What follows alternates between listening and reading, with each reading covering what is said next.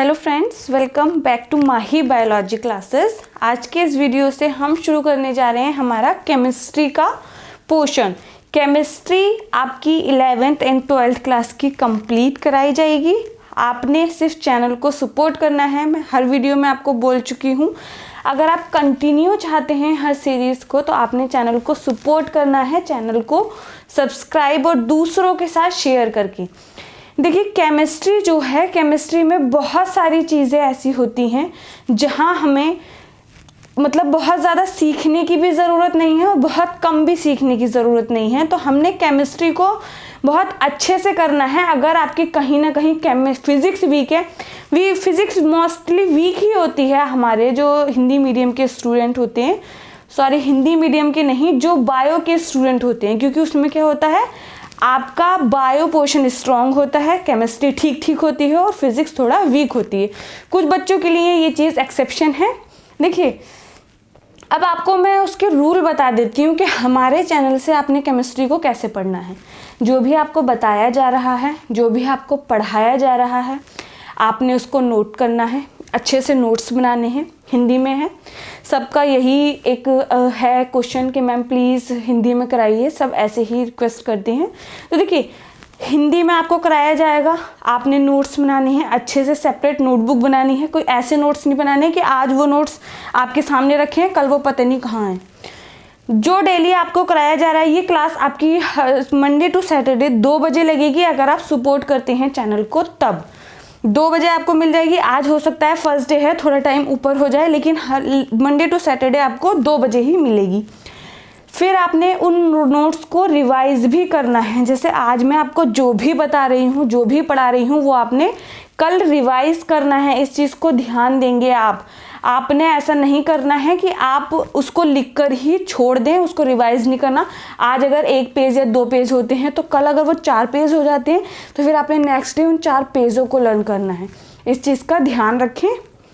Wait a minute. और आपसे जो भी क्वेश्चन, देखिए कम्युनिटी टैब पर मैंने आपका हिंदी में सीरीज शुरू किया है कि हिंदी में क्वेश्चन डाला जाएगा। आपने वहाँ जाकर कम्युनिटी भी चेक करनी है और डेली आपने उनके आंसर करने हैं।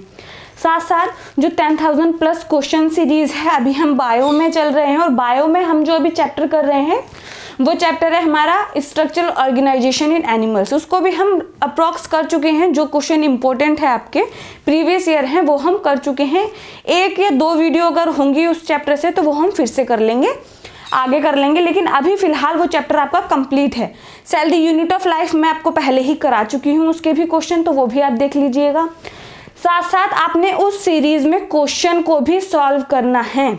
अगर आप 11th या 12th के साथ साथ नीट की प्रिपरेशन कर रहे हैं तो आपके लिए MCQ सॉल्व करने की हैबिट बहुत ज़्यादा इम्पोर्टेंट है। यही हैबिट है कि आप कोई भी चैप्टर करते हैं तो उसके MCQs लगाएं, या कोई भी टॉपिक करते हैं तब उसके MCQs लगाएं, बहुत ज़्यादा इम्पोर्टेंट है। देखिए, वो आपने फिर उस सीरीज़ को भी देखना है। वो हर सुबह आपको 10 बजे वीडियो मिलती है 10,000 प्लस क्वेश्चन सीरीज़ की, और आपने उसको दूसरों के साथ भी शेयर करना है। अब हम आज से केमिस्ट्री शुरू कर रहे हैं तो फिर हम केमिस्ट्री के क्वेश्चन भी वहाँ लेंगे। आप चाहते हैं कि ये सीरीज़ कंटिन्यू रहे तो फिर से बोला जा रहा है कि सिर्फ अपने चैनल को सपोर्ट करना है, सब्सक्राइब और शेयर करके।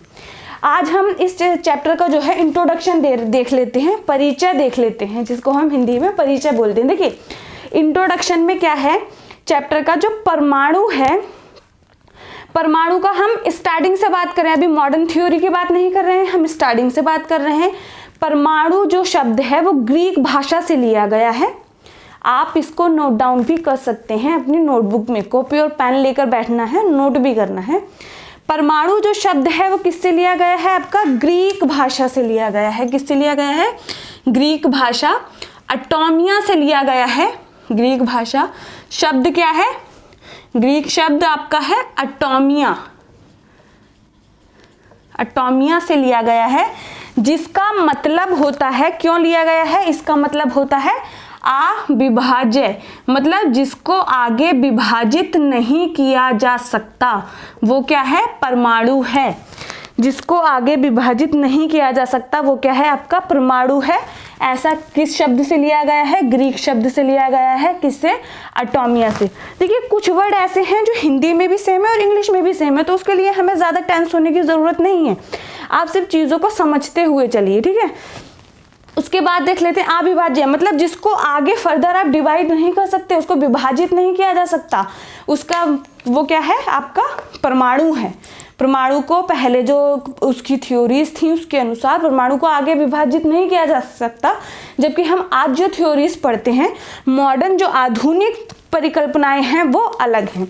अब देखिए, अब हम देखते हैं परमाणुओं की परिकल्पनाएं, मतलब एटॉमिक थ्योरीज। तो डाल्टन की अगर एटॉमिक थ्योरीज देखें, बहुत बेसिक है, क्योंकि बहुत सारी चीज़ें हम डाल्टन की एटॉमिक थ्योरी को पढ़ रहे हैं, लेकिन बहुत सारी चीज़ें वहाँ क्या हो जाती हैं, रॉन्ग हो जाती हैं आज जब हम आधुनिक परिकल्पनाओं को पढ़ते हैं परमाणु की। तो देखिए डाल्टन जो थे, पहले हम देखते हैं एटॉमिक परिकल्पना, डाल्टन की थ्योरी। डाल्टन, इसको किसने दिया था, डाल्टन ने दिया था, परमाणुीय परिकल्पना। उनका पूरा नाम क्या है, जॉन डाल्टन, ठीक है। क्या दिया था, परमाणु परिकल्पना, मतलब एटॉमिक थ्योरी। परमाणु परिकल्पना मतलब एटॉमिक थ्योरी। इसमें हम पॉइंट वाइज पॉइंट देखते हैं। पहला जो पॉइंट है आपने नोट करना है, पहला जो पॉइंट है वो ये है कि परमाणु क्या होता है, गोलाकार होता है। परमाणु गोलाकार होता है, आपका हार्ड होता है, मतलब दृढ़ स्ट्रक्चर होता है, और क्या होता है आपका, इलास्टिक होता है। उसमें क्या होता है, इलास्टिसिटी होती है। ये पहला पॉइंट है, आपने इसको नोट डाउन करना है। दूसरा पॉइंट देखिए, किसी भी रासायनिक अभिक्रिया में परमाणु को ना ही तो नष्ट किया जा सकता है और ना ही नए परमाणु बनाए जा सकते हैं। किसी भी रासायनिक अभिक्रिया में परमाणु को तो ना ही नष्ट किया जा सकता है और ना ही उसको हम बना सकते हैं। बहुत ही बेसिक बात कर रहे हैं, 9th क्लास में भी आपने पढ़ा होगा, हम उसको रिवाइज कर रहे हैं, फिर से उन चीज़ों को देख रहे हैं। दूसरा पॉइंट क्या है, दूसरा पॉइंट है ना ही उत्पन्न किया जा सकता है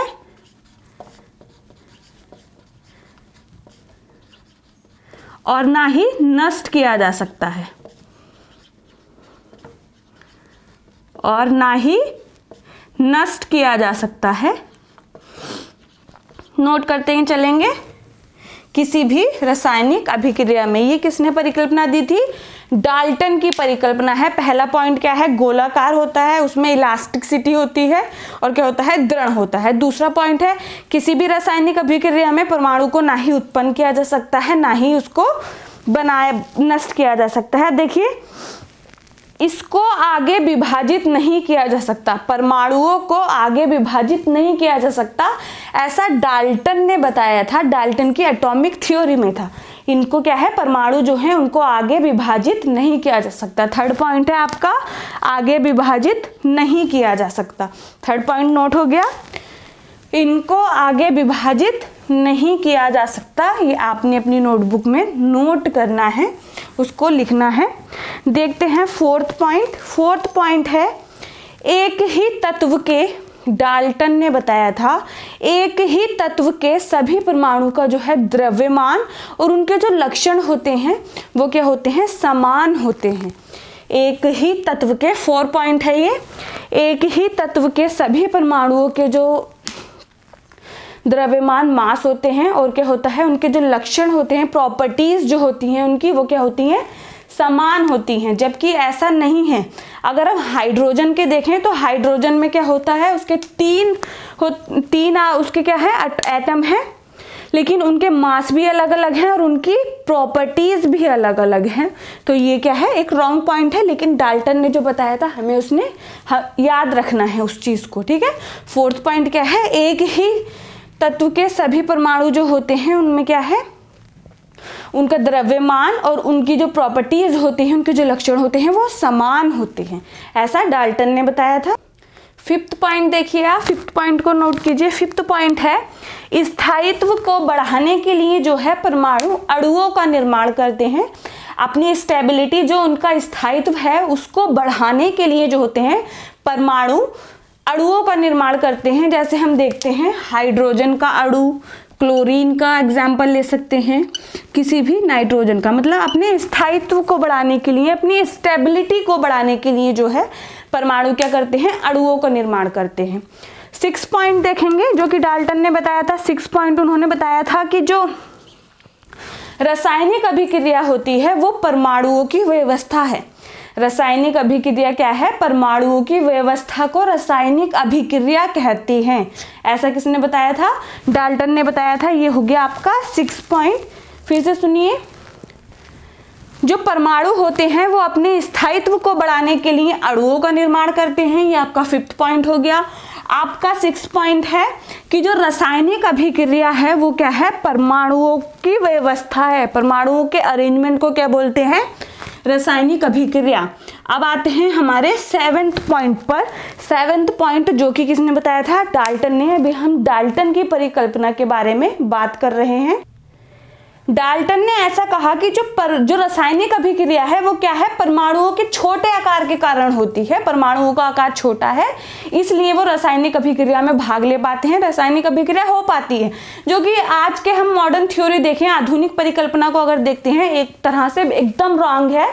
क्योंकि क्या है भाई, जिसके पास फ्री वैलेंसी होगी, जिसके पास संयोजकता होगी, वही तो रासायनिक अभिक्रिया में भाग ले सकता है, रासायनिक अभिक्रिया को कर सकता है। तो ये एक रॉन्ग चीज है। आप 7th पॉइंट लिखेंगे, जो रासायनिक अभिक्रिया होती है वो परमाणुओं के छोटे आकार के कारण होती है। ये सारे किसके पॉइंट है, आपके हैं डाल्टन एटॉमिक थ्योरी के, जो कि किसने दिया था, जॉन डाल्टन ने दिया था। बहुत ही बेसिक है केमिस्ट्री का, बहुत ही ज़्यादा। परमाणु संरचना जब हम शुरू करते हैं तो इसी चीज़ को पहले 9th क्लास का रिवाइज करते हैं, क्योंकि हमने ये चीज़ें 9th क्लास में भी कहीं ना कहीं पढ़ी हैं और हमें याद भी हैं, हमें पता भी हैं। तो ये जो सारे पॉइंट थे आपने अपनी नोटबुक में नोट करने हैं। इसके बाद हम देखेंगे जो हमारा नेक्स्ट टॉपिक है वो होगा कैथोड किरणें।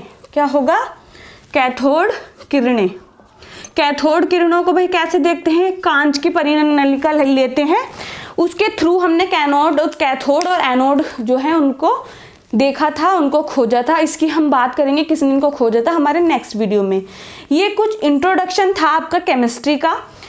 जो आपने जो भी बताया गया है उसको नोट डाउन करना है, उसके नेक्स्ट वीडियो के लिए तैयार रहना है। हर दोपहर 2 बजे आपको केमिस्ट्री का वीडियो प्रोवाइड होगा।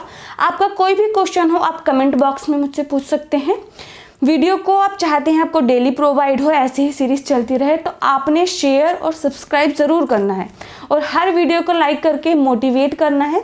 जब आप वीडियो को लाइक करते हैं या कुछ कमेंट करते हैं तो इससे क्या होता है, मोटिवेशन बढ़ता है और आगे वीडियोस बनाने को इच्छा भी होती है कि हम आगे और बेहतर आपको वीडियोस प्रोवाइड करें। और देखिए, जहाँ तक रही नोट्स की चिंता, आप बिल्कुल भी ना करें। आप मेरे नोट्स को किसी भी कोचिंग सेंटर, किसी भी ऑफलाइन ऑनलाइन कोचिंग, किसी से भी मैच कर सकते हैं आपको, क्योंकि नीट का सिलेबस या 11th 12th क्लास का सिलेबस कभी चेंज नहीं होता। वो सभी टीचर वही पढ़ाएंगे जो उसमें आपके एनसीईआरटी में दिया गया है, या जहाँ रिक्वायरमेंट होगी तो उससे बाहर भी जाएंगे। तो आप कंटेंट की चिंता ना करें। हो सकता है वीडियो क्वालिटी में थोड़ा बहुत बोल सकते हैं, क्योंकि यहाँ पर क्या है, कोई एक्स्ट्रा लाइट नहीं है। रूम लाइट जो है उसी में मैं आपको वीडियो बना के दे रही हूँ। कोई एक्स्ट्रा लाइट, कोई एक्स्ट्रा एफर्ट नहीं करे हैं, क्योंकि अभी आपने चैनल को सपोर्ट करना है। फिर आपको वीडियो क्वालिटी में भी कॉम्प्रोमाइज़ नहीं करना पड़ेगा, कंटेंट में तो आपको बिल्कुल भी नहीं करना पड़ेगा। अगर आप ऐसे ही सपोर्ट करेंगे चैनल को सब्सक्राइब और शेयर करके, तो आपको वीडियो की क्वालिटी में भी कोई कॉम्प्रोमाइज़ करना नहीं पड़ेगा। Thanks for watching video. हम मिलते हैं हमारे नेक्स्ट वीडियो में, तब तक के लिए पढ़ते रहिए। Thank you.